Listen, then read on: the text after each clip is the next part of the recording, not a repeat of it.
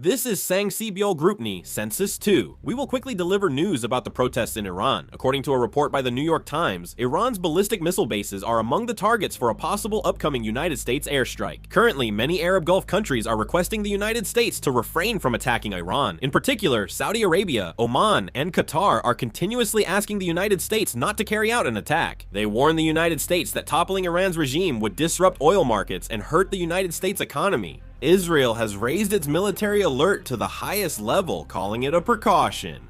In Tehran's Punak area, protesters held photos of Crown Prince Reza Pahlavi and called for restoring the monarchy. Iran also said there have been no new protests or riots for about 48 hours. In Tehran, groups still attempt to gather in Punak, Tehran, and Fars, but are dispersed before crowds form, and reports say things are nearly back to normal. This isn't today's footage, right?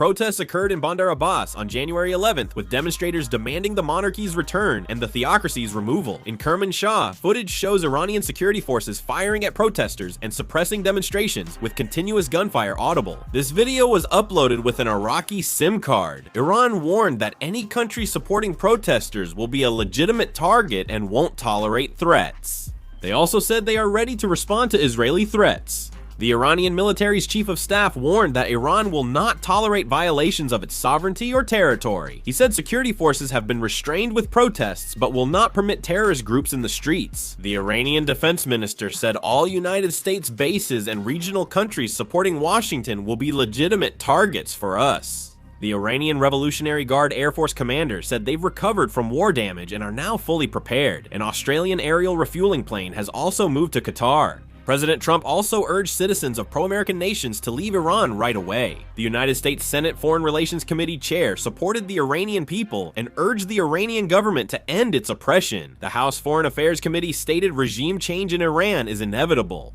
Canada has ordered an immediate withdrawal from Iran, stating that it is possible to leave the country via land routes through Armenia or Turkey. The Russian Foreign Ministry demanded that hostile external forces not destroy Iran, and stated that the United States' threat of attacking Iran is absolutely unacceptable. If there's more news, I'll make and upload another video. Thanks for watching the subtitles.